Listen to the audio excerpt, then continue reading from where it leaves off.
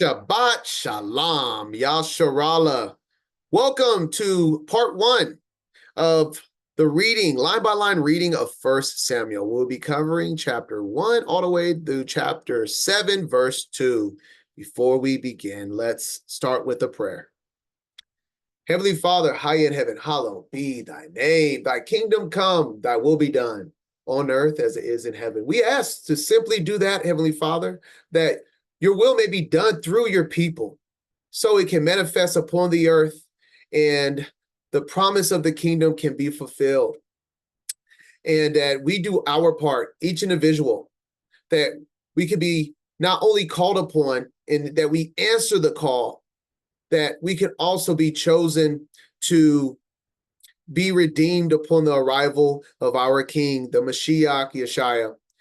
Please humble our spirits, Heavenly Father. Allow us to be led by the Spirit and not by the flesh, to be made greater than those that choose the flesh, Heavenly Father, that we can do greater things because of the Ruach Kodesh that you have provided for us. Allow us to be led in all our facets of life, Heavenly Father, and to see and to be reproved of those things that we need to put away in our lives.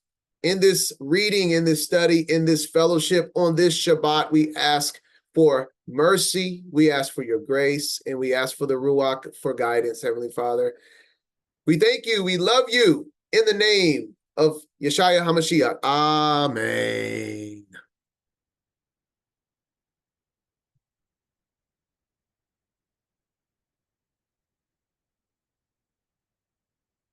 Part one. Let it begin. So if I have to say, if you're watching this and you haven't watched any other of the line by lines, understand that I have line by line readings from Genesis, Exodus, Leviticus, all the way from the beginning to Judges, naming all the books. So it does benefit you. You can watch these, but it does benefit to know the history because we're doing this in chronological order. Just want to make sure you know that there is more line by line readings to add to the understanding of what we're about to start at 1 Samuel. And if you're watching this on YouTube later and you're wondering how to get into these lives and you're not on my Instagram, because I post the link to get into the Zoom call is where these are recorded at. You can also email me. You'll find that on my YouTube channel, my email, and ask for the link. And so you can be a part of the fellowship because it really does matter. It really does add value in what people say. They add a lot of good scripture and conversation in the chat, and the fellowship really does make a difference. Okay, I just want to make sure to put that out there because I know some people watch this on YouTube don't know how to get here on the live. And we're doing this every Wednesday until next spring. All right. That being said, chapter 1 through chapter 7, verse 2, let us begin.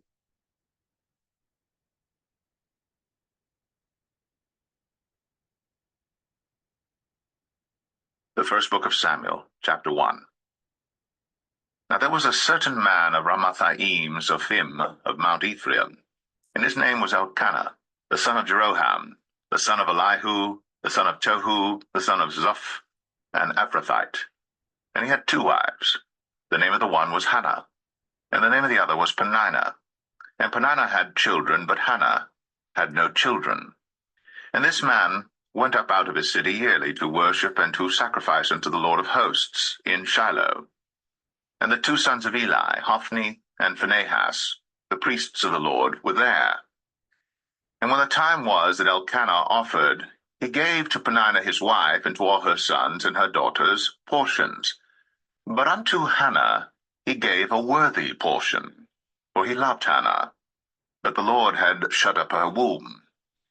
And her adversary also provoked her sore, for to make her fret, because the Lord had shut up her womb. And as he did so year by year, when she went up to the house of the Lord, so she provoked her. Therefore she wept, and did not eat. Then said Elkanah her husband to her, Hannah, why weepest thou? And why eatest thou not? And why is thy heart grieved? Am not I better to thee than 10 sons? All right. Don't have much to add. I just want to add the point out the meaning. A certain man of, I don't want to butcher this, even though he just said it. I'm gonna butcher it. This word right here, I just thought it was an interesting meaning when I looked it up. This word means double height of the watchers. If you understand Book of Enoch or the Book of Daniel, mention watchers. Watchers are angels, is another word for an angel, another title for an angel. So the meaning of this is it's just very interesting to me. Just wanted to give y'all that insight. Double height of the watchers. And then now this is the origin story of Samuel.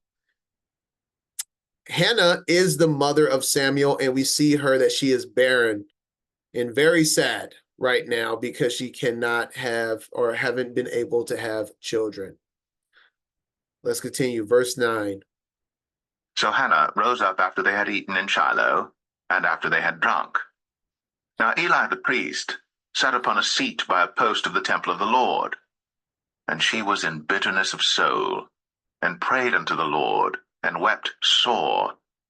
And she vowed a vow, and said, O Lord of hosts, if thou wilt indeed look on the affliction of thine handmaid, and remember me, and not forget thine handmaid, but wilt give unto thine handmaid a man-child, then I will give him unto the Lord all the days of his life, and there shall no razor come upon his head. All right. So Hannah pleads with the Most High and says, I will give you my son, and no razor will come upon his head. Let's look at this in the Septuagint. We're going to be using the Septuagint quite a bit. So let's look at the same chapter, same verse, chapter 1, verse 11 in the Septuagint. It gives a little bit more than what we have in the Masoretic. And just if you don't know, what we're reading from the KJV, when I say the Masoretic, you can Google this, look it up. Masoretic is a manuscript. And this manuscript is a little bit newer than the Septuagint by, I want to say, roughly 1,000 years, give or take. And so the Septuagint is an older manuscript that can just give some insight here and there. And so that's why we're going to the Septuagint as we read line by line. So chapter 1, verse 11 reads, oh, excuse me, 1 second. And she vowed a vow to the Adon, saying, O Adon Elohim of Shabbaoth, that's a Lord of hosts, if thou wilt indeed look upon the humiliation of thy handmaid, and remember me, and give to thy handmaid a man-child, then will I indeed dedicate him to thee till the day of his death.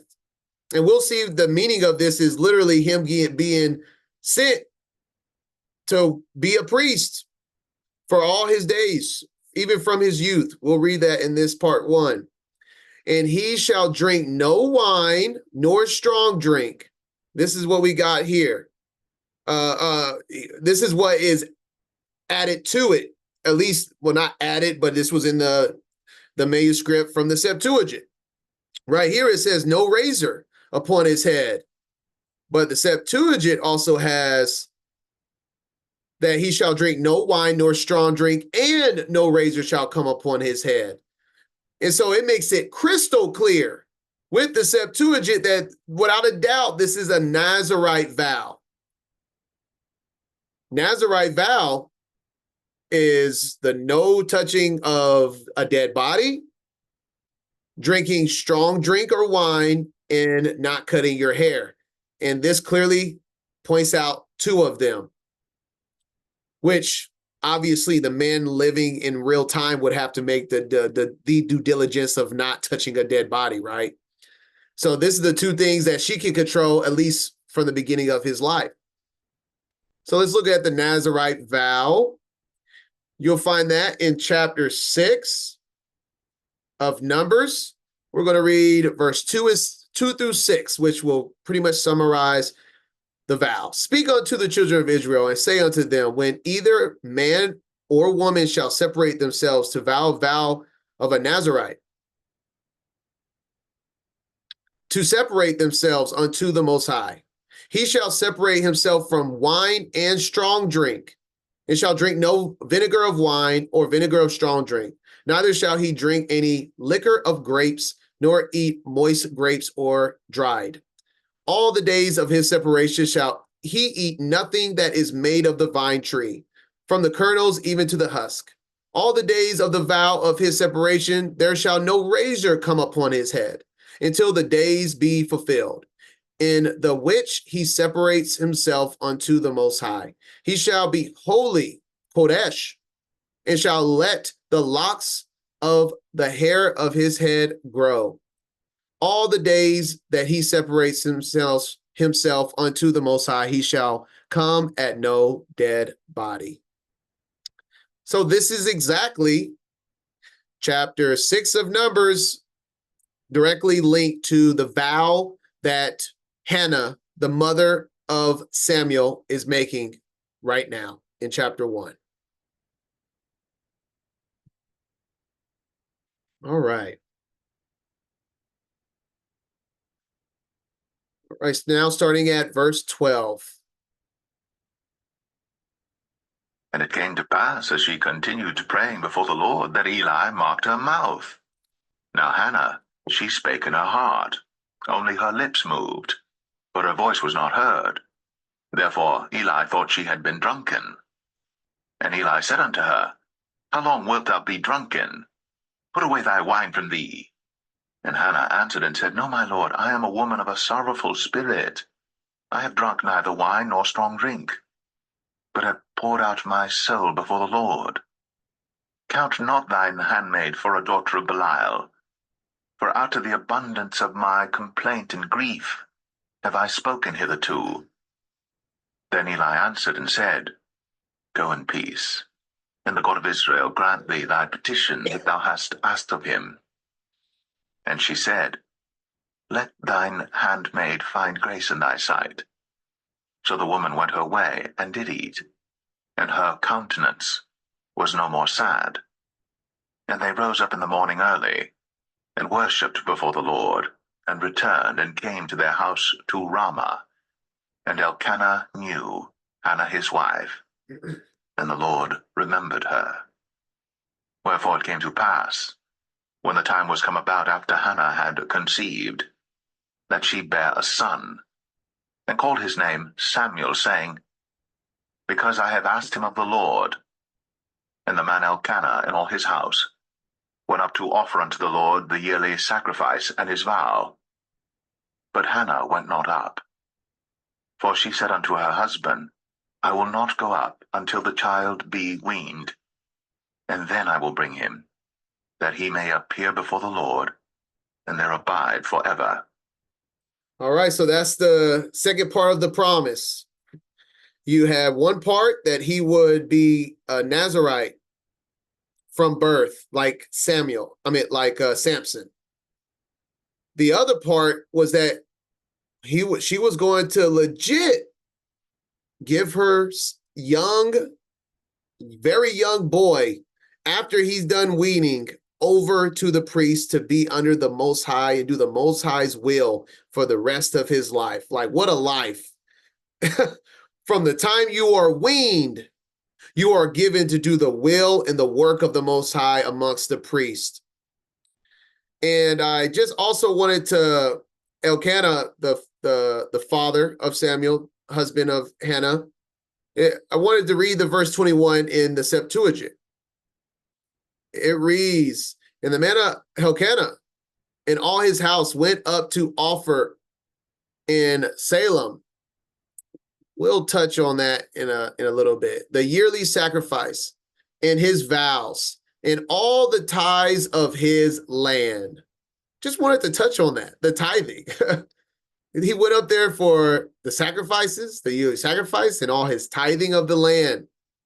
Because That's what tithing is. Just a learning point of what we've been taught growing up. Giving 10% of your money is not tithing. You can always make alms, which is donations, and that can be with money. But the Most High does not ask for your money. He asks for the abundance of your crops and animals, especially at those times for the animal sacrifices and whatnot. But the Most High has never required you to give your money to somebody else. It's not scriptural. But let's read this here. For Leviticus 27, I'm going to read 30 and 32. And all the tithe of the land, see, tithe of the land. And you know why this is important? Because the Most High provides abundantly through the land. You putting a seed in the ground produces another seed. And so all you have to do is labor, and you could keep a growing abundance. But money has been given over to the world. The liquid assets of the world is given over to the marine kingdom, the devils of the world, the bankers and the devils. The land provides with labor, but you have to get money and resources from the devils. They run it, they control it.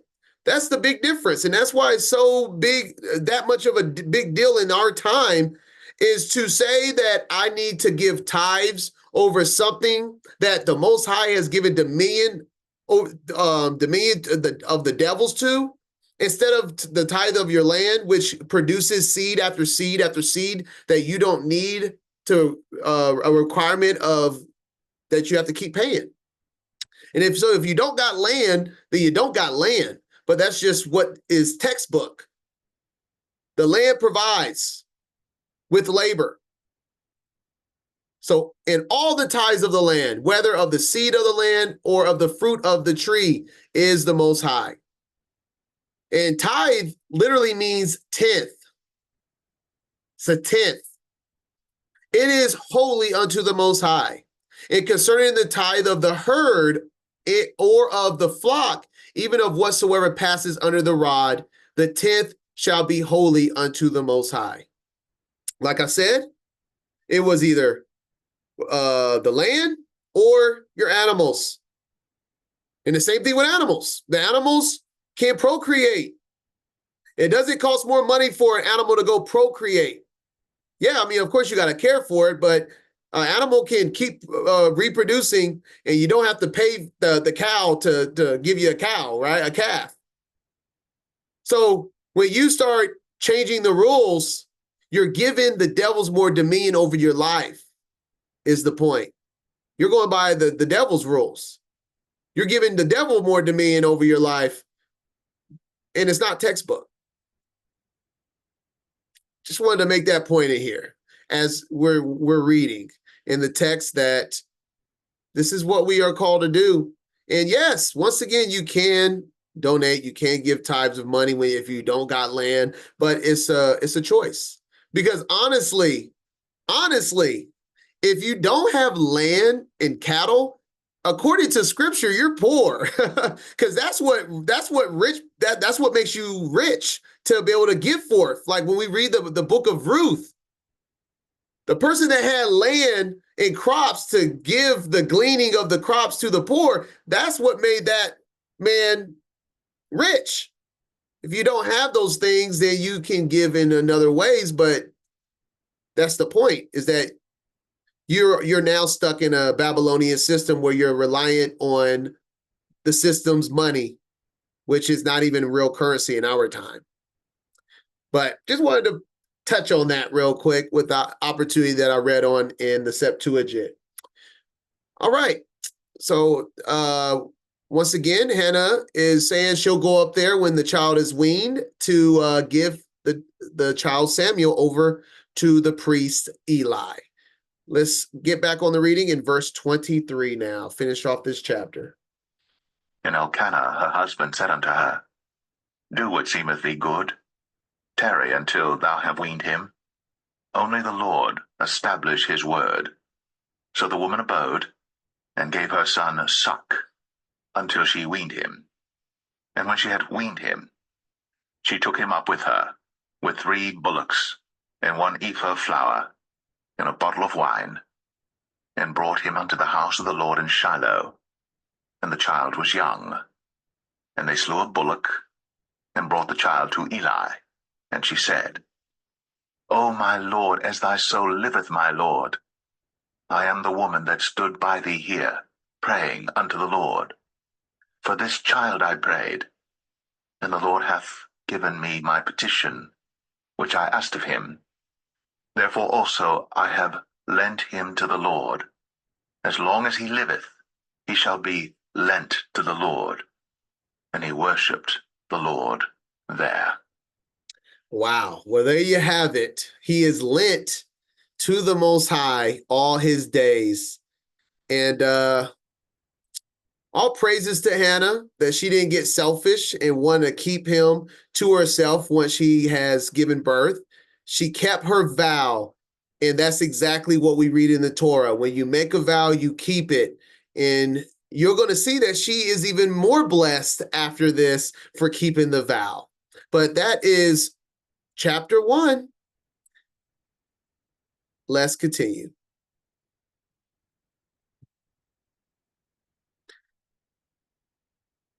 All right, so the first 11 verses of chapter 1 is Hannah's prayer of thanksgiving.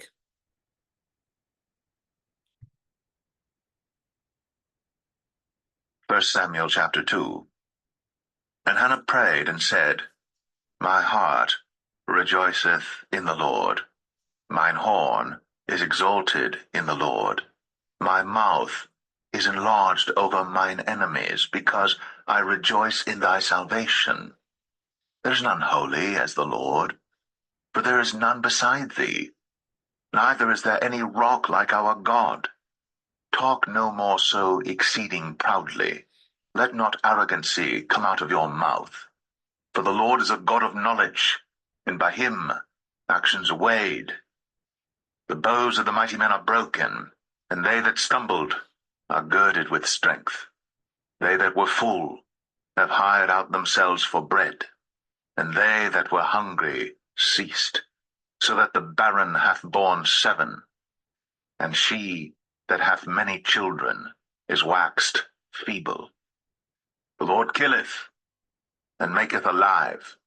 He bringeth down to the grave, and bringeth up. The Lord maketh poor, and maketh rich. He bringeth low, and lifteth up. He raiseth up the poor out of the dust, and lifteth up the beggar from the dunghill, to set them among princes, and to make them inherit the throne of glory. For the pillars of the earth are the Lord's, and he hath set the world upon them. He will keep the feet of his saints, and the wicked shall be silent in darkness, for by strength shall no man prevail. The adversaries of the Lord shall be broken to pieces. Out of heaven shall he thunder upon them. The Lord shall judge the ends of the earth, and he shall give strength unto his king, and exalt the horn of his anointed.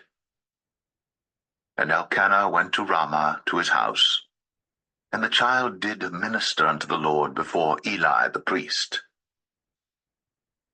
All right, so this is the Thanksgiving prayer of Hannah at the moment that she's given over Samuel to Eli. And then in verse 11, we see exactly that the father went back home and left Samuel with Eli the priest. And this Thanksgiving prayer sounds like it could be a psalm from the book of Psalms, right? Very, very close with the praise and the thanksgivings recorded in here.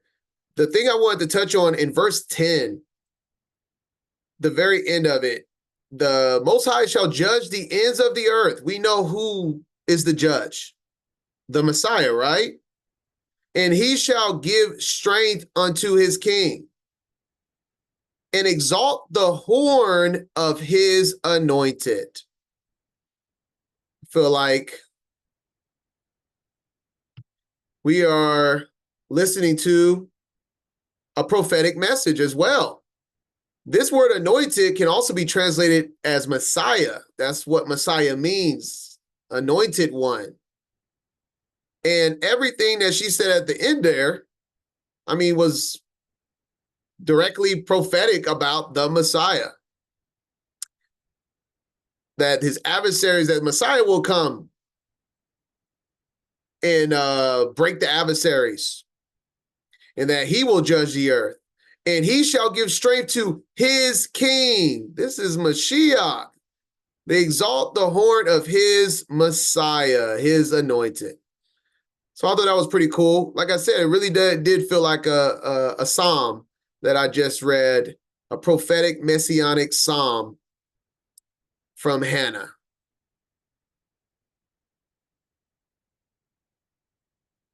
All right, now, verse 12.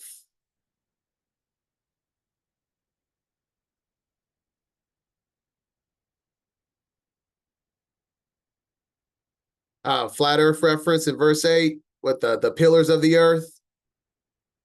Yes, yes. All right, verse 12.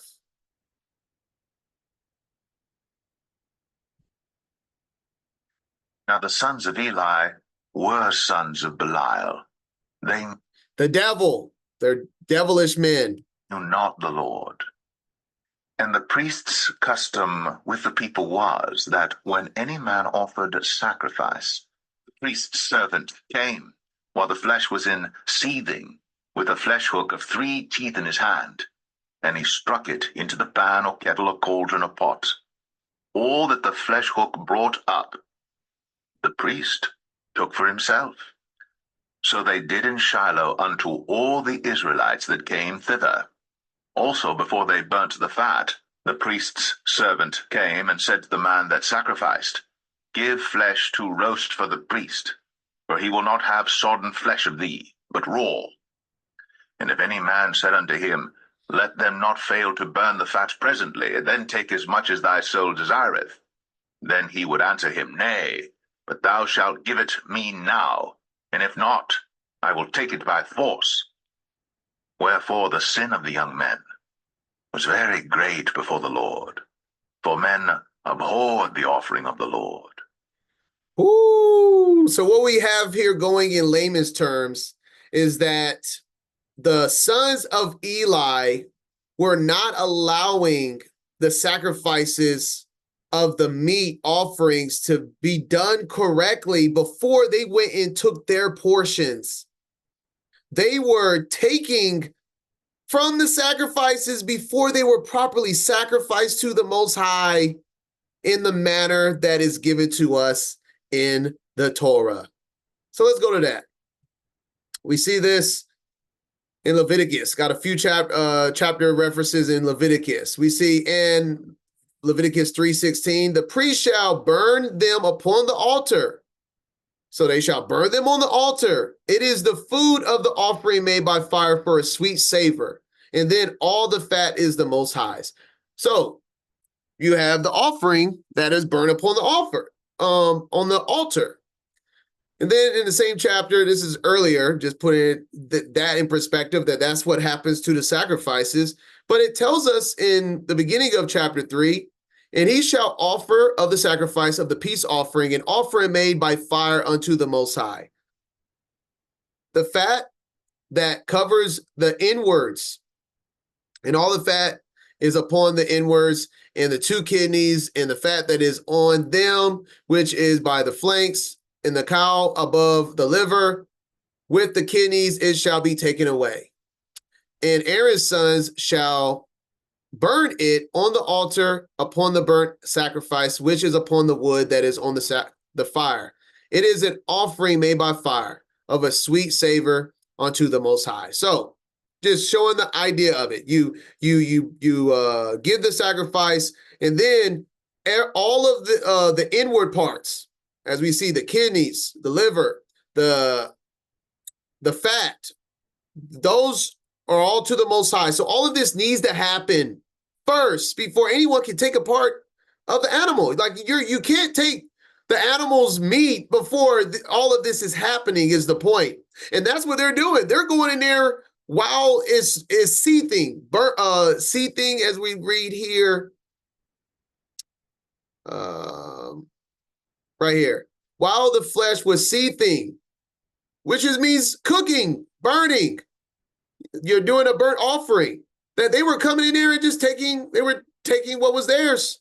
Well, what they were claiming it was theirs, but it's the Most High's, which is why he says that the men abhorred the offerings of the Most High.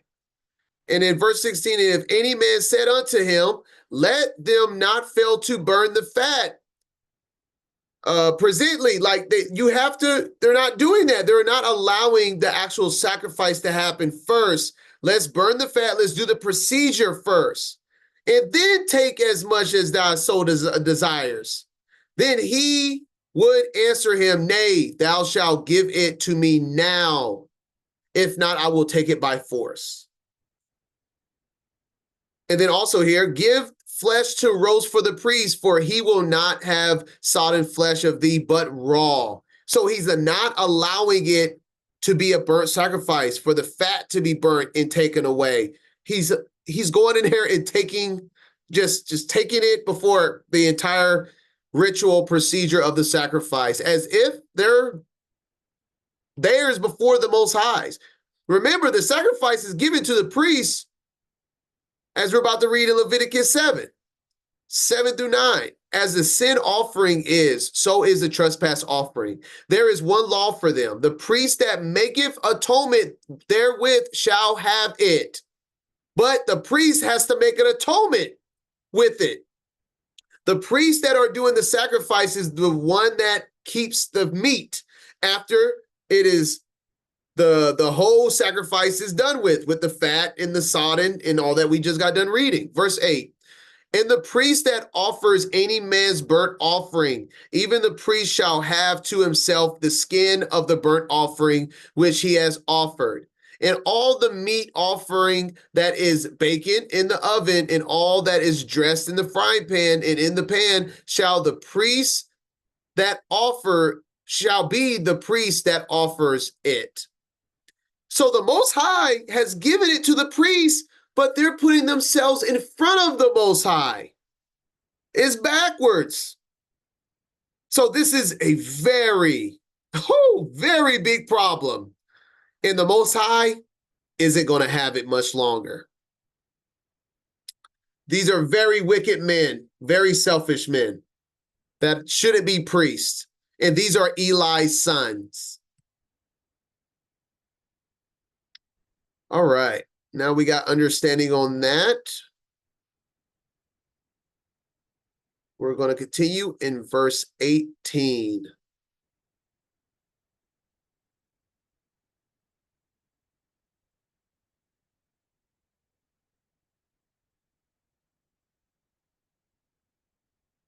All right, let's continue. But Samuel ministered before the Lord, being a child, girded with a linen ephod. Okay, real quick. Verse 18. But Samuel's a little boy, like a little boy, ministered before the Most High, be it a child, girded with a linen ephod. Just tell me, how cute would it be for a little boy walking around with this little ephod? I just thought it was something. I just wanted to give y'all the image of that. Like, how cute would that be? A little boy around the priest in the synagogue or in the temple, just little toddler, little boy. Like, what is it, like? Yeah, 4 or 5. I don't know. Just thought that was a cute image to have of a little child Samuel walking around in his priest garments. All right, let's continue. Moreover, his mother made him a little coat, and brought it to him from year to year. when she came up with her husband to offer the yearly sacrifice. And Eli blessed Elkanah and his wife, and said, The Lord give thee seed of this woman for the loan which is lent to the Lord. And they went unto their own home. And the Lord visited Hannah, so that she conceived, and bare 3 sons and 2 daughters.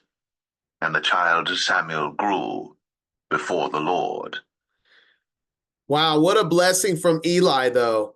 Bless Elkanah, the husband of Hannah, the father of Samuel, said, The Most High give thee seed of this woman for the loan, which she is lent to the Most High. So she made a vow, and then she kept her vow, and she got blessed even more. That's what this life's about. Everyone wants a blessing for not doing nothing for the Most High, for not being disciplined, for not being obedient, for not keeping vows. But you just want to keep saying, but if you give me this, if you just could give me this, when he's waiting on you to do your part. Let Hannah's righteousness be an example for all mankind. You keep your vows, you keep the Torah, you do what is right, and blessings will come upon you. Now, she bared 3 more sons and two daughters. And this was a woman that couldn't bear any children at one point. That's what I'm talking about. All praises to the Most High for the mercy and grace he had for Hannah, because Hannah did not turn her back against the Most High, even when she was plagued with barrenness at the beginning of 1 Samuel chapter 1. All right, verse 22. Now Eli was very old, and heard all that his sons did unto all Israel, and how they lay with the women that assembled at the door of the tabernacle of the congregation. And he said unto them, Why do ye such things? For I hear of your evil dealings by all this people. Nay, my sons, for it is no good report that I hear. Ye make the Lord's people to transgress. If one man sin against another, the judge shall judge him. But if a man sin against the Lord, who shall entreat for him? Notwithstanding, they hearken not unto the voice of their father, because the Lord would slay them. And the child Samuel grew on, and was in favor both with the Lord and also with men. All right, before we continue, I want to touch on this. This was an interesting comparison with the Septuagint. In verse 22, it says that Eli heard all that his sons did unto Israel, and how they lay with the women that assembled at the door of the tabernacle of the congregation. Let's go to that same verse in the Septuagint. It's pretty different. Verse 22, chapter 2. And just if you are looking at this by chance and you see that this says kings, you're seeing right. We're not in the book of 1st or 2nd King. In the Septuagint, 1st and 2nd Samuel is 1st and 2nd Kings. And then what will be the equivalent of 1st and 2nd Kings in the Masoretic, which is in the modern day KJV, Sefer, etc. This in the Septuagint is the 3rd and 4th Kings. So there is no 1st and 2nd Samuel. I'll show you real quick. I just want to, just in case you see this. See right here? This is 1st Samuel, 2nd Samuel, 1st Kings, 2nd Kings. But in the Septuagint, they were all named kings. Just want to make sure you're not confused if you ever want to go and check the Septuagint yourself. All right, so we're in the Septuagint, we're in 1 Kings, which is 1 Samuel chapter 2. And all right, let's go to verse 22 here now. And Eli was very old and heard what his sons did to the children of Israel. That's it. It's pretty different, right? It's pretty different. A whole part is taken out or added in, whatever which way you want to look at it. So in the KJV Masoretic manuscript, it doesn't stop at Israel. And we have a whole other sentence that says how they lay with the women that assembled at the door of the tabernacle of the congregation. That is not in the Septuagint. So I want to make a note here, and then I'm going to side with a translation. But I'm going to wait and show you why I'm going to, which translation I'm going to side with, or manuscript I'm going to side with. But just want to make that note because that's a pretty significant difference. But we'll touch on that very, very soon.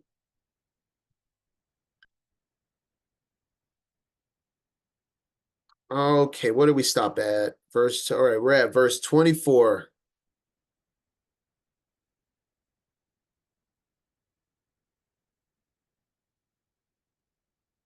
And there came a man of God unto Eli. Oh, excuse me. I'm tripping. 27. And said unto him, Thus saith the Lord, Did I plainly appear unto the house of thy father, when they were in Egypt in Pharaoh's house? And did I choose him out of all the tribes of Israel to be my priest, to offer upon mine altar, to burn incense, to wear an ephod before me? And did I give unto the house of thy father all the offerings made by fire of the children of Israel? Wherefore kick ye at my sacrifice and at mine offering, which I have commanded in my habitation, and honorest thy sons above me, to make yourselves fat with the chiefest of all the offerings of Israel, my people? All right, we're going to do a quick pause here just so we can connect the dots before we keep reading. We're going to read verse 28 and 29 in the Septuagint. And so this is Eli getting very, very stern judgment from the Most High, being dissatisfied with his sons in priesthood. And we see here, he's like, I chose you to be a priest and to do the work and the offerings by fire. Wherefore kick ye at my sacrifice and at my offering, which I commanded in my habitation, and honor thy sons above me, to make yourselves fat with the chiefest of all the offerings of Israel, my people. So he is getting rebuked by the Most High because of what we talked about with them taking the meat of the offering before giving it to the Most High. Very important. This is the rebuke that the Most High has given Samuel. So now let's just read the same thing in the Septuagint. Verse 28, 29. And I chose the house of thy father out of all the tribes of Yasharallah to minister to me in the priest's office, to go up to my altar and to burn incense and to wear an ephod. And I gave to the house of thy father all the offerings by fire of the children of Yasharallah for food, as we read earlier. And wherefore hast thou looked upon my incense offering, my meat offering, with a shameless eye, and has honored thy sons above me, so that they should bless themselves with the first fruits.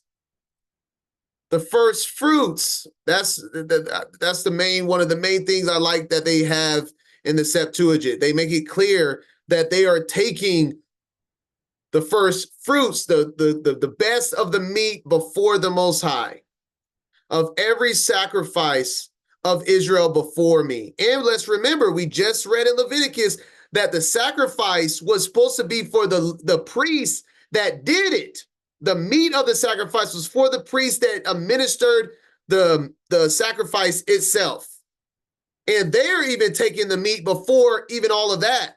They're legit just being reckless with it.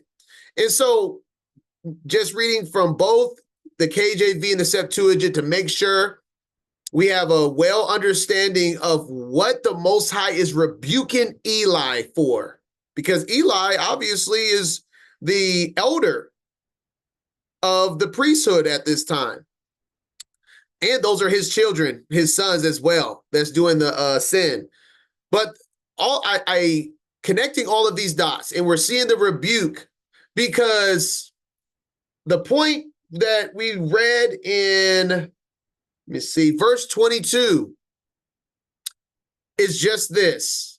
There's no rebuking for anything else other than the offerings, them partaking of the first fruits before anybody else, and before the Most High. I am siding with the Septuagint with verse 22. I don't know why it would be added if it was added, but in how they lay with the women that assembled at the door of the tabernacle has nothing to do with the rebuke or anything else. It's not mentioned anywhere else. What there would be causing my children to be harlots, the women of Israel to be harlots. There would be more to it.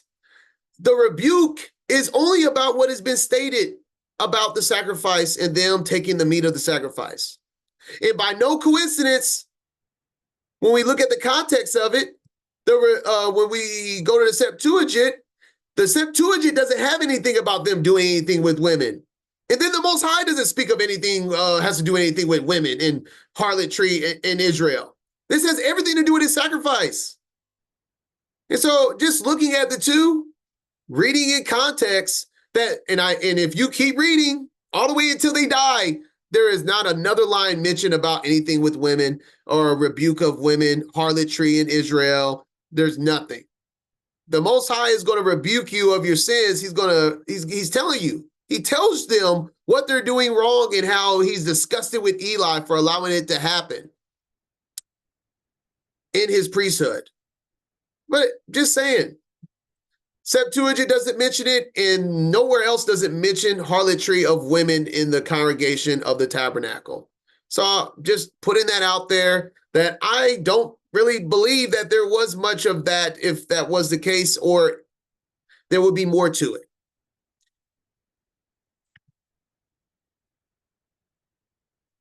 Just want to show y'all what I have stumbled upon studying that segment there. And, does it change the story much? Not much, but I mean, if this isn't what happened, then it matters. The truth matters. All right. So I just wanted to touch on that before we continue with verse 29.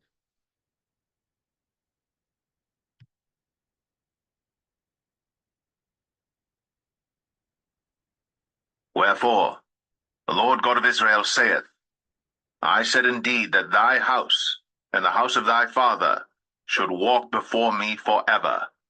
But now the Lord saith, Be it far from me, for them that honor me I will honor, and they that despise me shall be lightly esteemed. Behold, the days come that I will cut off thine arm, and the arm of thy father's house, that there shall not be an old man in thine house. And thou shalt see an enemy in my habitation, in all the wealth which God shall give Israel. And there shall not be an old man in thine house forever. And the man of thine whom I shall not cut off from mine altar shall be to consume thine eyes and to grieve thine heart. And all the increase of thine house shall die in the flower of their age. And this shall be a sign unto thee, that shall come upon thy two sons, on Hophni and Phinehas, in one day. They shall die, both of them. And I will raise me up a faithful priest, that shall do according to that which is in mine heart and in my mind. And I will build him a sure house, and he shall walk before mine anointed forever. And it shall come to pass, that every one that is left in thine house shall come and crouch to him for a piece of silver and a morsel of bread, and shall say, Put me, I pray thee, into one of the priest's offices, that I may eat a piece of bread. Obviously, he is speaking about Samuel. He will be favoring Samuel, which is what the book is named after, right? And I got a couple of verses I want to read in the Septuagint. Verse 31. Let's read that in the Septuagint. Behold, the days come when I will destroy thy seed and the seed of thy father's house. I think the difference, it says cut off, I will cut off thy arm. So just putting it plainly, Septuagint is a little bit more plain that he is pretty much going to, as he states later, that he's going to do away with his two children. Or two boys. And then also in 35, when it says, shall walk before my anointed forever. Septuagint straight up says, he shall walk before my Messiah forever. So Septuagint straight up says my Messiah. Well, we know Christ is an English interpretation of Messiah. And then also, I didn't show it in the Septuagint for verse 10. Verse 10 says the same thing. When I spoke about the words of Hannah, the Thanksgiving prayer right here. I will exalt the horn of his Messiah. How about that? Kind of just like a random prophetic chapter with a couple of like prophecies with Messiah attached to it in the second chapter. And that concludes chapter 2.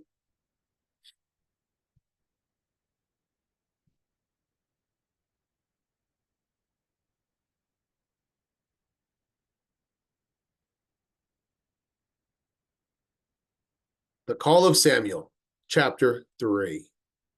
1 Samuel 3. And the child Samuel ministered unto the Lord before Eli. And the word of the Lord was precious in those days. There was no open vision.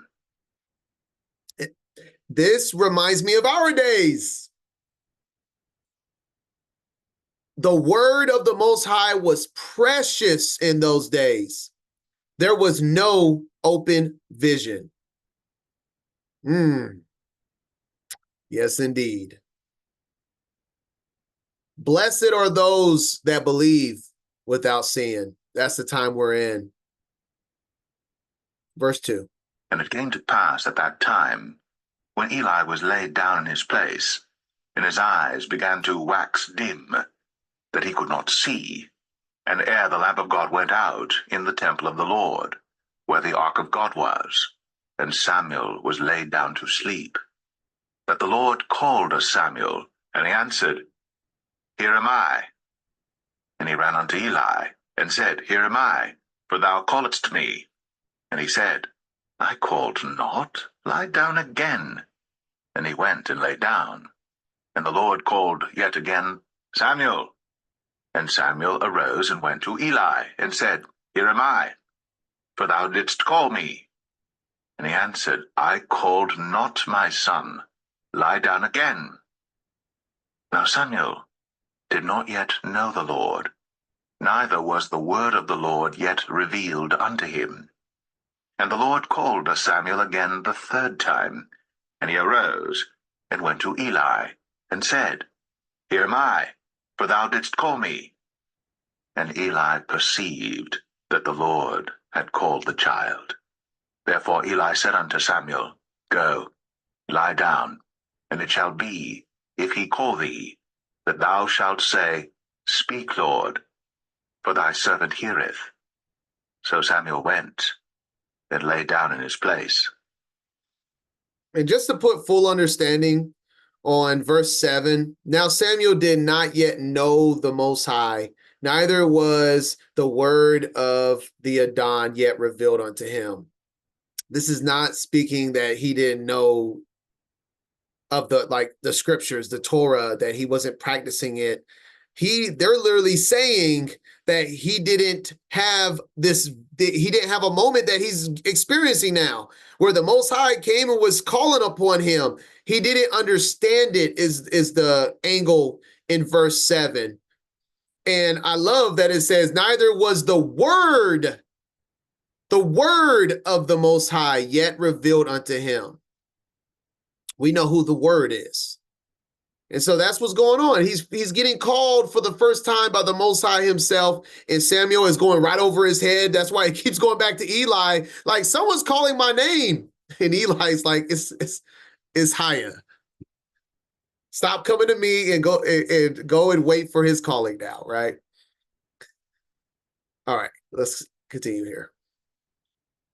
And the Lord came and stood and called, as at other times, Samuel, Samuel. Then Samuel answered, Speak, for thy servant heareth. And the Lord said to Samuel, Behold, I will do a thing in Israel, at which both the ears of every one that heareth it shall tingle. In that day I will perform against Eli all things which I have spoken concerning his house. When I begin, I will also make an end. For I have told him that I will judge his house forever for the iniquity which he knoweth, because his sons made themselves vile, and he restrained them not. And therefore I have sworn unto the house of Eli, that the iniquity of Eli's house shall not be purged with sacrifice nor offering forever. And Samuel lay until the morning, and opened the doors of the house of the Lord. And Samuel feared to show Eli the vision. Then Eli called Samuel and said, Samuel, my son. And he answered, Here am I. And he said, What is the thing that the Lord hath said unto thee? I pray thee, hide it not from me. God do so to thee, and more also, if thou hide anything from me of all the things that he said unto thee. And Samuel told him every whit, and hid nothing from him.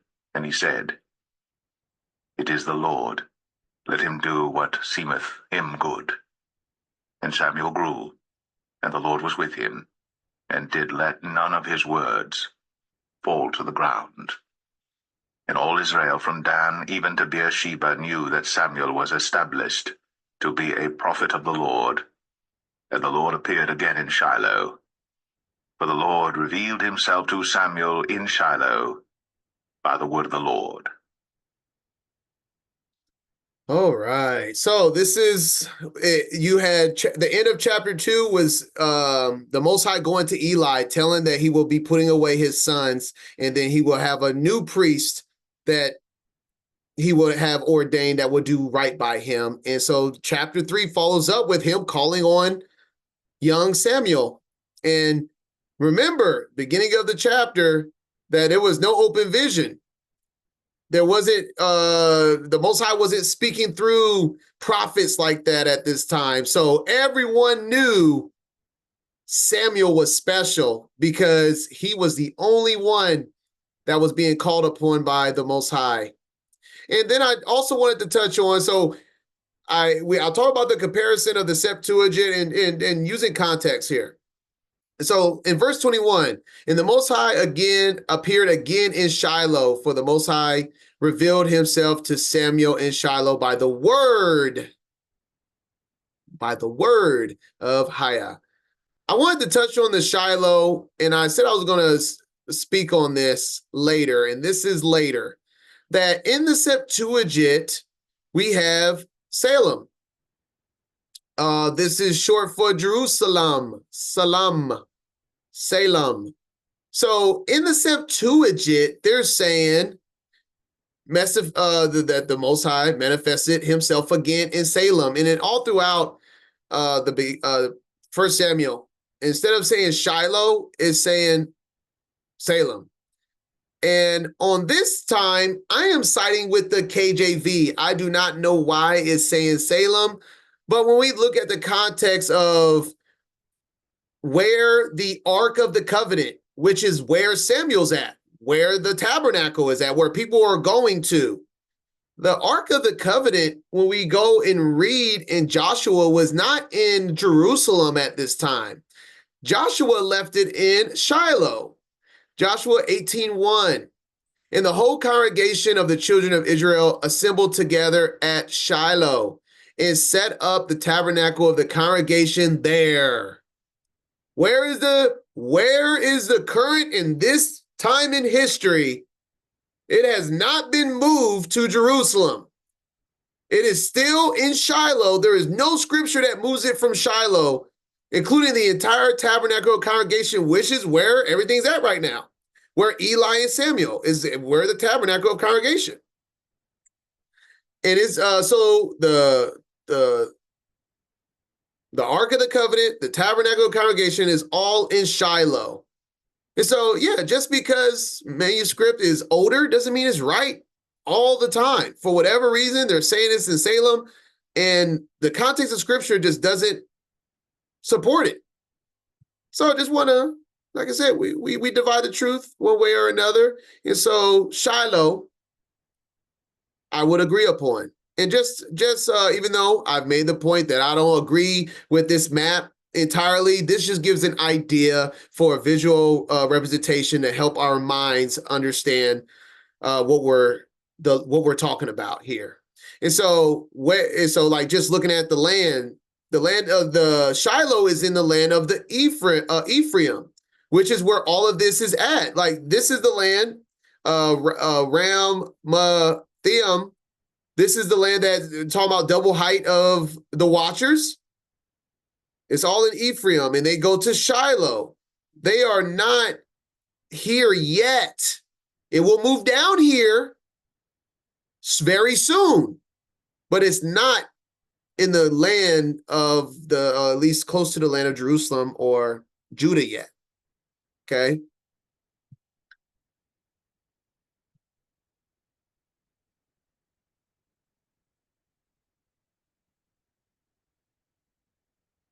All right. And that's chapter 3, the calling of Samuel. And I wanted to say all of that before this chapter, because now we're about to get into the Philistines and the Ark of the Covenant and all of this. You know, it's important to understand that it's here and not down here. It's in the land of Ephraim right now. Chapter 4. 1 Samuel 4. And the word of Samuel came to all Israel. Now Israel went out against the Philistines to battle, and pitched beside Ebenezer. And the Philistines pitched in Aphek. And the Philistines put themselves in array against Israel. And when they joined battle, Israel was smitten before the Philistines, and they slew of the army in the field about 4,000 men. And when the people were come into the camp, the elders of Israel said, Wherefore hath the Lord smitten us today before the Philistines? Let us fetch the ark of the covenant of the Lord out of Shiloh unto us, that, when it cometh among us, it may save us out of the hand of our enemies. So the people sent to Shiloh, that they might bring from thence the ark of the covenant of the Lord of hosts, which dwelleth between the cherubims. And the 2 sons of Eli, Hophni and Phinehas, were there with the ark of the covenant of God. So the stage is set. We're at war with the Philistines, and they're losing. And they say, well, go get the Ark of the Covenant. That has delivered us time and time again. But look who is holding the Ark of the Covenant. The wicked sons of Eli. So do you think this is going to work? Do you think the Most High is rolling with them? The scene and the stage is set.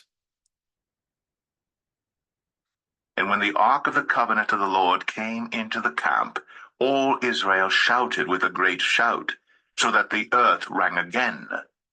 And when the Philistines heard the noise of the shout, they said, What meaneth the noise of this great shout in the camp of the Hebrews? And they understood that the ark of the Lord was come into the camp. And the Philistines were afraid, for they said, God is come into the camp. And they said, Woe unto us! For there hath not been such a thing heretofore. Woe unto us! Who shall deliver us out of the hand of these mighty gods? These are the gods that smote the Egyptians with all the plagues in the wilderness. Be strong, and quit yourselves like men, O ye Philistines, that ye be not servants unto the Hebrews, as they have been to you. Quit yourselves like men, and fight. And the Philistines fought. And Israel was smitten, and they fled every man into his tent. And there was a very great slaughter, for there fell of Israel 30,000 footmen. And the ark of God was taken, and the two sons of Eli, Hophni and Phinehas, were slain. And there... All right. Prophecy fulfilled here. So we saw the Most High was not with them. Those wicked sons try to roll out there with the Ark of the Covenant, and a slaughter happened. And we see on the same day as prophesied in 1 Samuel 2:34, and this shall be a sign unto thee that shall come unto thy two sons, and one day they shall die, both of them. The Most High does not lie. Verse 12. ran a man of Benjamin out of the army, and came to Shiloh the same day with his clothes rent, and with earth upon his head. And when he came, lo, Eli sat upon a seat by the wayside, watching, for his heart trembled for the ark of God. And when the man came into the city and told it, all the city cried out. And when Eli heard the noise of the crying, he said, What meaneth the noise of this tumult? And the man came in hastily, and told Eli. Now Eli was 98 years old, and his eyes were dim, that he could not see. And the man said unto Eli, I am he that came out of the army, and I fled today out of the army. And he said, What hast thou done, my son? And the messenger answered and said, Israel is fled before the Philistines, and there hath been also a great slaughter among the people. And thy two sons also, Hophni and Phinehas, are dead, and the ark of God is taken. And it came to pass, when he made mention of the ark of God, that he fell from off the seat backward by the side of the gate, and his neck brake, and he died. For he was an old man and heavy, and he had judged Israel 40 years. All right, so in verse 18, he made mention of the ark of Elohim, that he fell from off the seat backwards by the side of the gate, and his neck broke and he died. And I mean, man, sad way to go out. But I wanted to point out that he was heavy. And when you look at this in every capacity, I mean, even let's touch on the Septuagint, though. I mean, let's go to that real quick. Chapter 4. Wait a minute. What verse was that again? Verse 18. In every translation, don't matter, that he was old and heavy. And this is saying that he was an overweight man. And even though he was old, we understand that, you know, you're less mobile and whatnot. But I also want to touch on the idea of a generational curse. If Eli suffered from gluttony, could that have led to the gluttony of his sons being so over the top with taking the meat? Is that not the same idea of a form of gluttony? That they wanted to, and the Most High even said that you have made yourselves fat of you have taken of my sacrifices, right? So I just thought it was interesting understanding the sins of your fathers may correlate to the sons, that we come to find out that Eli suffered from being glutton, and his sons are obsessed with eating the meat. They're obsessed with food, obviously. Like, if you can't just simply wait for the meat to be sacrificed, then you have a problem. So I just want to point that out. That is no coincidence. If you don't want to pass a generational curse to your children and you want your children to be righteous, guess what you need to do? Remove the iniquity from yourself first. Yeah, it's really hard to condemn your children when you're suffering from something very closely related, and which I think is the whole problem with what happened to his line. is that they were all gluttons.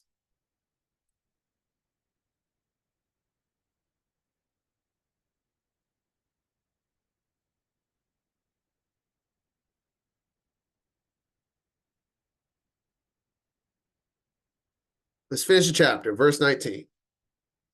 And his daughter-in-law Phinehas' wife was with child, near to be delivered. And when she heard the tidings that the ark of God was taken, and that her father-in-law and her husband were dead, she bowed herself and travailed, for her pains came upon her. And about the time of her death, the women that stood by her said unto her, Fear not, for thou hast borne a son. But she answered not, neither did she regard it. And she named the child Ichabod, saying, The glory is departed from Israel, because the ark of God was taken, and because of her father-in-law and her husband. And she said, The glory is departed from Israel, for the ark of God is taken. Ooh, the Most High. He said he was going to remove the old, and there is a child that is left. It says the child was born, but in one day, every adult of his family deceased. The two sons, Eli, and one of the sons, Phinehas' wife also died in one day. Woo! Eli paid the price for allowing the priesthood to be perverted by his sons. Wow. Harsh judgment, but sounds like Eli earned it by allowing it to happen the way it happened. Sadly said, but that's the Most High's will. And even Eli said, if it be his will, then it is good. All right, now. Chapter 5, 1 Samuel. Oh, I had a picture. Oh, no, I already touched on that. Never mind. I should have touched this on the very beginning. I just wanted to put in perspective the timeline of this. If you have continued reading from Judges, you understand that Judges, the Israelites were a disaster. Every once in a while, they would have a good amount of years under a righteous judge, but then they will fall off again and again and again.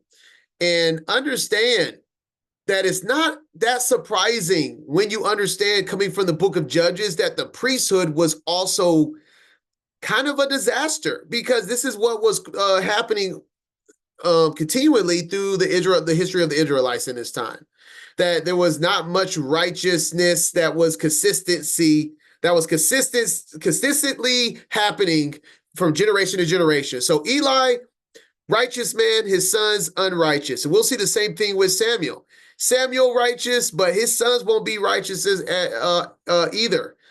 But we see that the end of the Judges is the beginning of 1 Samuel. As we see, Eli is in the midst of the final Judges and the story of Samson.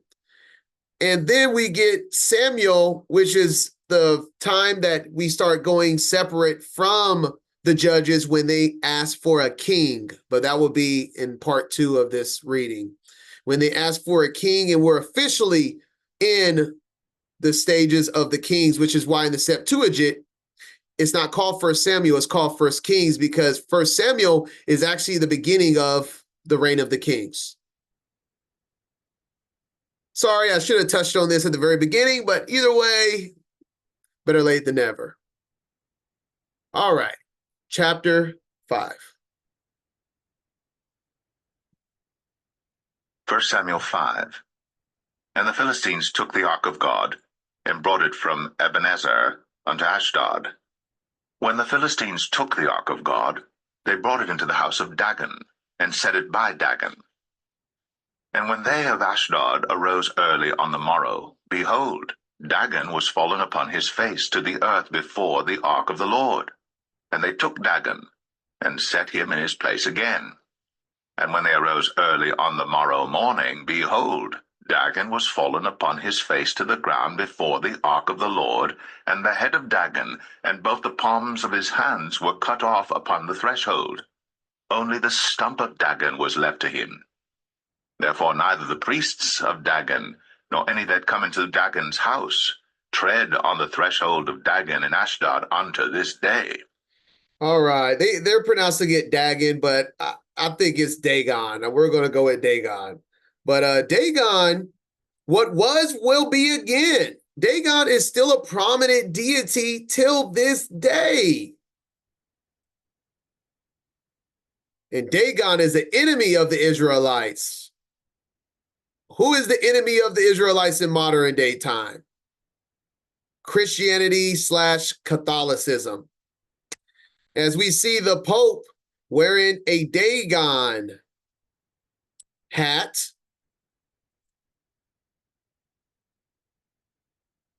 We also see, and this is just an image of the broken Dagon in the midst of the Ark of the Covenant. But there is nothing new under the sun. This is still an enemy of his people. He's just portrayed as a good guy in modern day time.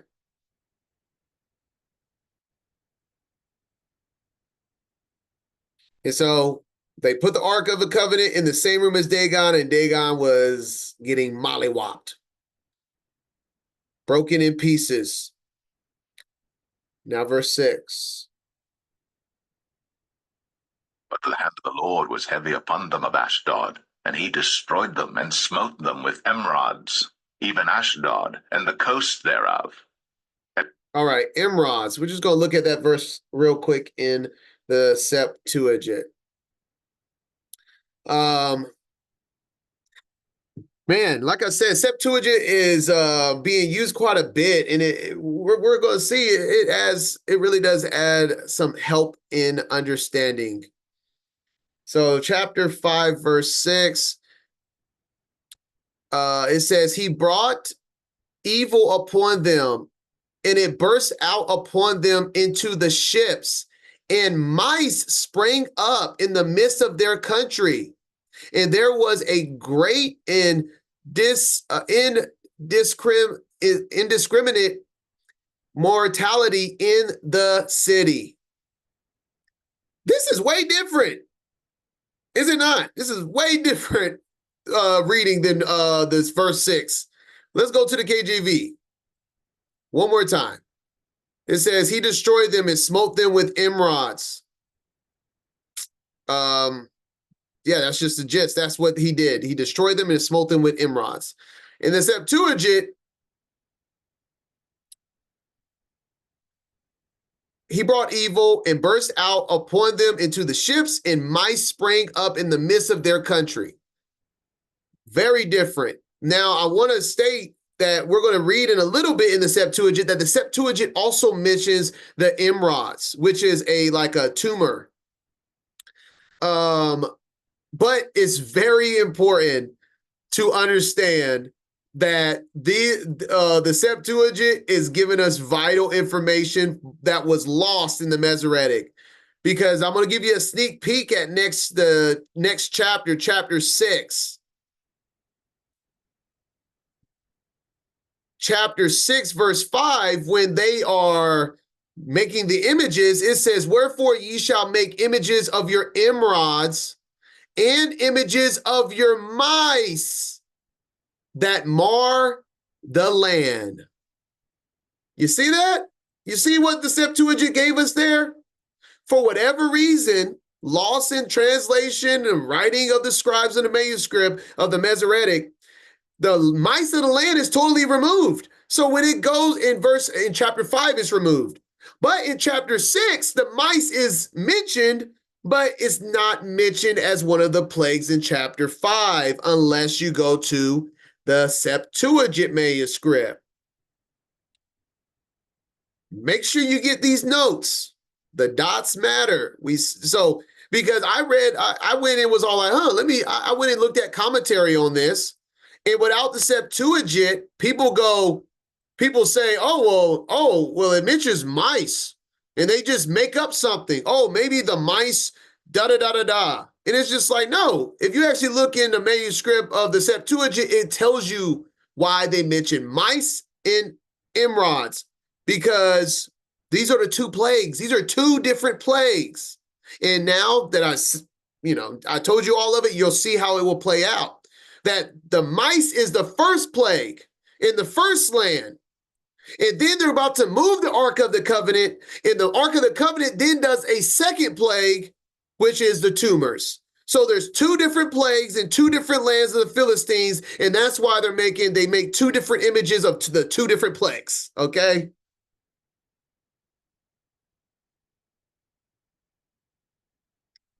All right.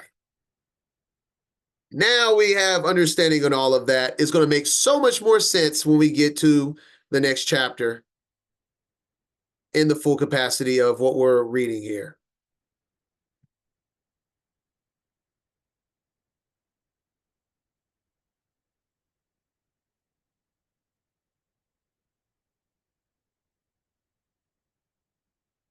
One second. Just want to make sure I'm caught up on all my notes. All right. Let's continue now. When the men of Ashdod saw that it was so, they said, "The ark of the God of Israel shall not abide with us, for his hand is sore upon us, and upon Dagon our God." They sent therefore, and gathered all the lords of the Philistines unto them, and said, "What shall we do with the ark of the God of Israel?" And they answered, "Let the ark of the God of Israel be carried about unto Gath." And they carried the ark of the God of Israel about thither. And it was so, that after they had carried it about, the hand of the Lord was against the city with a very great destruction. And he smote the men of the city, both small and great, and they had emerods in their secret parts. There it is. Okay, so two different locations, two different plagues. Gath got the emerods, aka tumors, and Ashdod received the plague of mice. Therefore they sent the ark of God to Ekron. Oh, and I wanted to even show you in the Septuagint there. So we saw in verse 6 that we had the mice, and then in the Septuagint, it also mentions the emerods, but not in the first land of Ashdod. What was it? Verse 10? Gath, yeah, here we go. In the land of Gath, the emerods is in the second land, not in both, in the second, two different plagues. And it came to pass, as the ark of God came to Ekron, that the Ekronites cried out, saying, "They have brought about the ark of the God of Israel to us, to slay us and our people." So they sent and gathered together all the lords of the Philistines, and said, "Send away the ark of the God of Israel, and let it go again to his own place, that it slay us not and our people." For there was a deadly destruction throughout all the city. The hand of God was very heavy there. And the men that died not were smitten with the emerods, and the cry of the city went up to heaven. All right, and that is chapter 5, the plagues, because they think that they could just steal the Ark of the Covenant. Just because the Most High didn't have the back of those wicked men doesn't mean he was going to allow you to just keep his Ark of the Covenant like you got him captured and defeated. Chapter 6. 1 Samuel 6. And the ark of the Lord was in the country of the Philistines 7 months. All right, I have a Septuagint read for that in the first verse, so let's hit that real quick. Chapter 6, verse 1, the Septuagint, and it says, so it mentions the 7 months, and the Ark of the Covenant was 7 months in the country of the Philistines, and their land brought forth swarms of mice. You see, it mentions the plague again in the Septuagint, but for whatever reason, I couldn't tell you why, it's not mentioned in the Masoretic. Only mentioned when they make the images. But just pointing out, Makes it clear that there were two different plagues there. And the Philistines called for the priests and the diviners, saying, What shall we do to the ark of the Lord? Tell us wherewith we shall send it to his place. And they said, If ye send away the ark of the God of Israel, send it not empty, but in any wise return him a trespass offering. Then ye shall be healed, and it shall be known to you why his hand is not removed from you. Then said they, What shall be the trespass offering which we shall return to him? They answered, 5 golden emerods, and 5 golden mice, according to the number of the lords of the Philistines. For one plague was on you all, and on your lords. Wherefore ye shall make images of your emerods, and images of your mice that mar the land. And ye shall give glory unto the God of Israel. Peradventure he will lighten his hand from off you, and from off your gods, and from off your land. Wherefore then do ye harden your hearts, as the Egyptians and Pharaoh hardened their hearts, when he had wrought wonderfully among them? Did they not let the people go, and they departed? And just for kicks, the precept of what he's speaking of, the harden your hearts, we look at one, it happens many times throughout the plagues of Egypt, but here's one. Exodus 9:12, and the Most High hardened the heart of Pharaoh, and he hearkened not unto them, as the Most High has spoken unto Moses.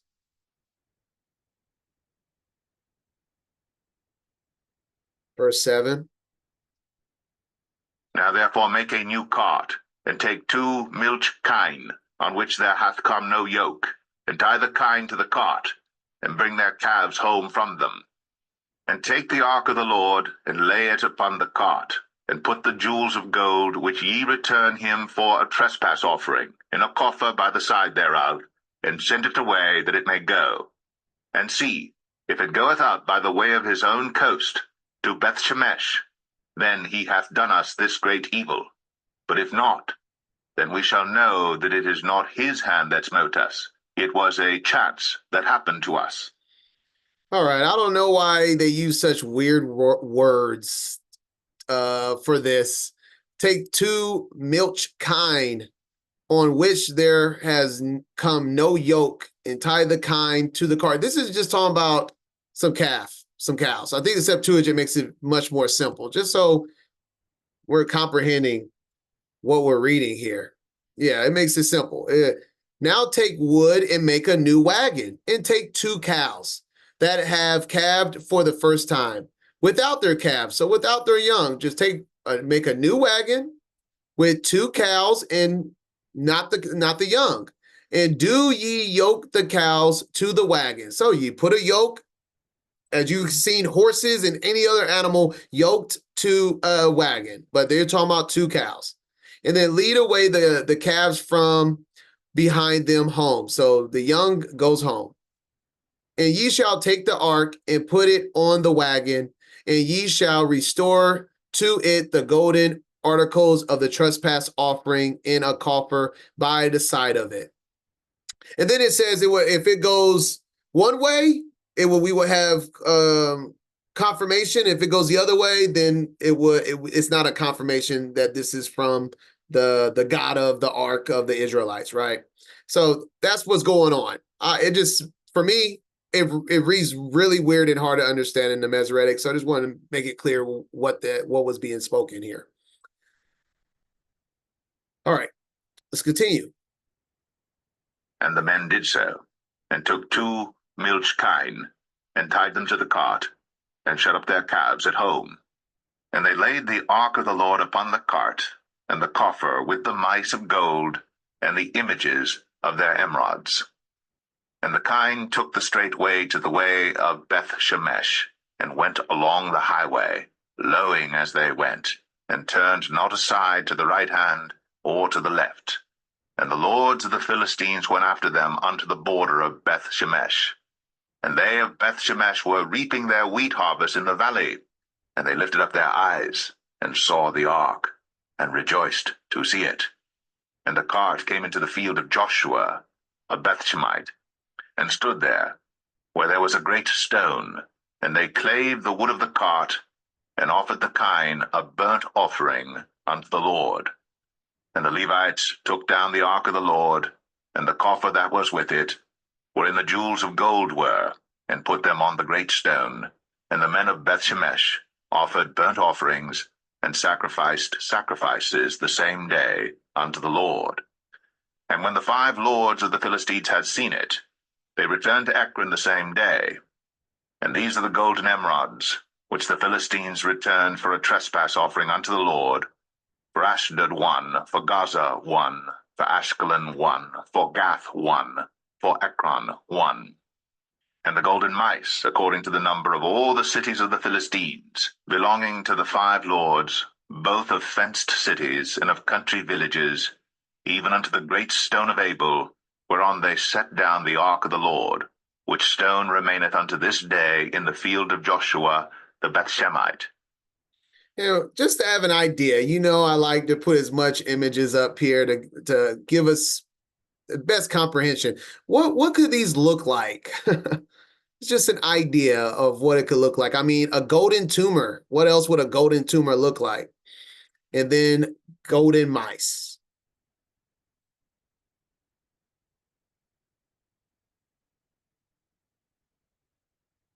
And let me put understanding on this. The Most High, this is what they did as an offering to the Most High of what the plagues they have been put on them. This is not like some actual ritual that the priests of the Levitical priesthood told them to do. But understand that. This is what they did to their best comprehension of a pagan heathen nation, showing honor to the God that has plagued them, so the plague will go away. And it worked. It worked.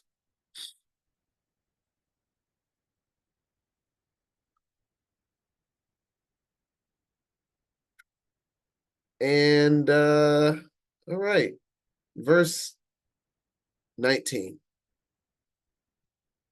And he smote the men of Bethshemesh, because they had looked into the ark of the Lord. Even he smote of the people 50,000 and 60 men.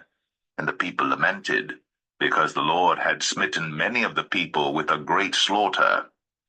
And the men of Bethshemesh said, Who is able to stand before this holy Lord God? And to whom shall he go up from us? And they sent messengers to the inhabitants of Kirjath-jearim, saying, The Philistines have brought again the ark of the Lord. Come ye down, and fetch it up to you. And then out of nowhere, it's like, once again, let me say this. Let's remember, this is a continuance from the book of Judges where people are just acting up left and right. So the moment the Israelites received the Ark of the Covenant, guess what? They acted up all over again. Not even but the chapter couldn't have even ended without people being judged. And the Most High smote Beth Shemesh. These are Israelites because they had looked into the ark of the Most High. Let's read this in the Septuagint, verse 19. And it even mentions the sons of Jechonias, which I'm not 100% sure. It doesn't really, when I looked into it, doesn't really mention it anytime beforehand in the Septuagint or anywhere else, but it's just stating who these men were that came. And the sons of Jechonias were not pleased with the men of, man, it's spelled real different there, the men of that land, because they saw the ark of the Most High, and the Most High smote among them 70 men and 50,000 men. So 50,070. So they looked at the Ark of the Covenant, and that is a no-no. And when the camp setteth forward, Aaron shall come. I'm reading Numbers 4.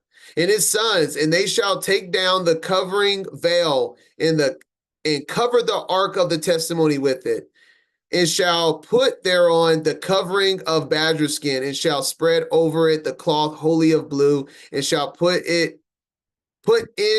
the staves thereof. And so this is just a little obviously part of Numbers 4. It doesn't specifically say, hey, you don't have a verse that says, hey, no one looks in the Ark of the Covenant, but it does talk about the priests only being the ones that's holding the Ark of the Covenant, and it talks about the high priest being the only one going into the Holy of Holies where the Ark of the Covenant resides. And so over and over again, it specifies that how the priests are the only ones to be doing anything with the Ark of the Covenant, really. And so this is what they're being judged for, is that the people of the land are just regular Israelites taking upon themselves, getting overexcited, overzealous, thinking, oh, well, let's celebrate the Ark of the Covenant. Oh, let's look inside of it. They doing too much.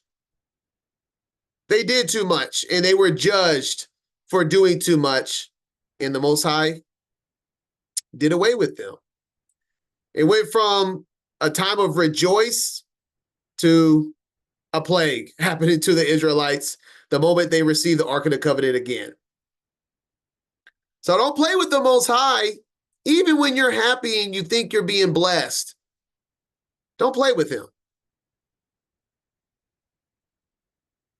And I have a video, just a fun video I'm going to show at the very end here, but we're going to just finish in chapter 7, reading the first 2 verses, and we'll continue in verse 3 next week.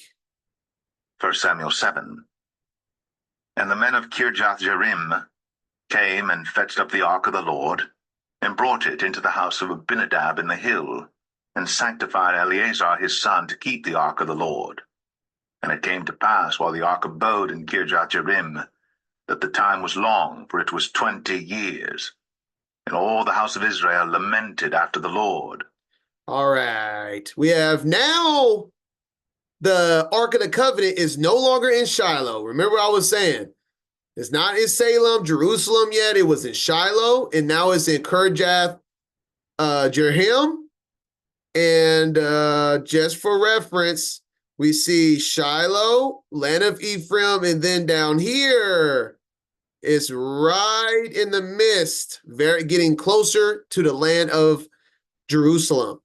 Now it's Kirjath Jearim. All right, so just referencing that the movement of the ark. So it'll go from here to here to here. But there's a timing for each of them. And that is the conclusion of this week's reading. But before, I wanted to just have a extra little video about 1 Samuel chapter 6, about them looking into the Ark of the Covenant. That is a very bad thing, that even the movie of Indiana Jones will let you know you don't look into the Ark of the Covenant. Let's watch for a little bit here.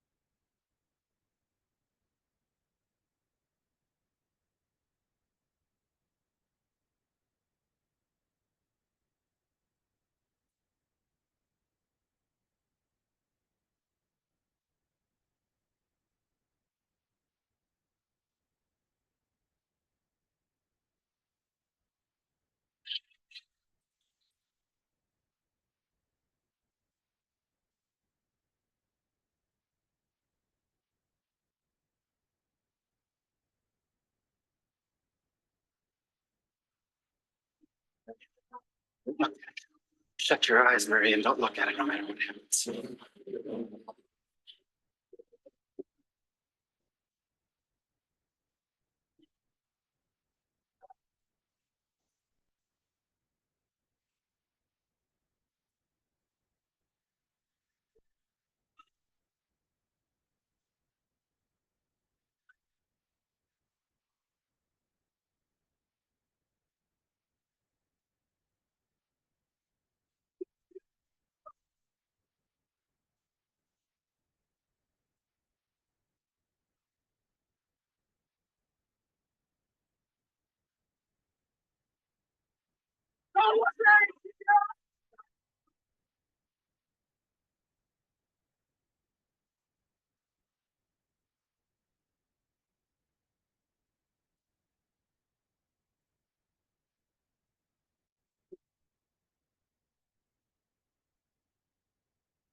All right.